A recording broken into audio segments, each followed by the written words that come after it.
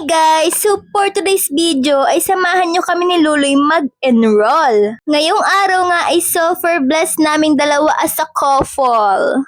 Sobrang touch talaga ang mga person at nakapag-enroll na sa wakas. Pinag-usapan talaga namin ni Luloy na next year na talaga mag-aral. So as a live-in partner, mahirap talaga mag-working students. Dahil marami na ngang bills, dadagdagan pa ng mga tuition fees. So nagplano talaga kami mag-ipon muna bago mag-enroll. Pero dahil nga marites ako, nagamit ko naman to sa tama. Nabalitaan ko nga mga na bumaba yung tuition fee dito.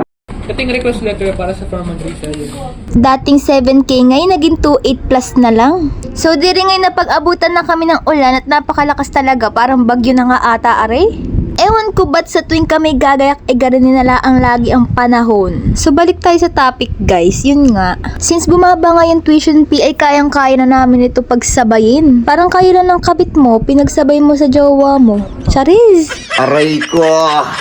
Tamo are, enrollan pa lang, inaantok na.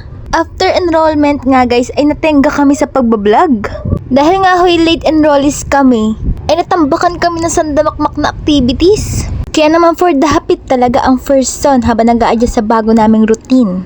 Dumating na nga ho kami sa punto na pagpasyahan na itigil na ang pagbablog. At naisipan na nga rin ho namin na i-delete aring page. Pero ako nga ho'y nanghihinayin sa mga kalokohan pinagagagawa namin din sa page na are. In the end, napagpasyahan naman namin ipagpatuloy para i-keep yung memories namin together. Pero wala na nga ho sa plano namin magpasikat o pagkakitaan aring mga social media accounts namin.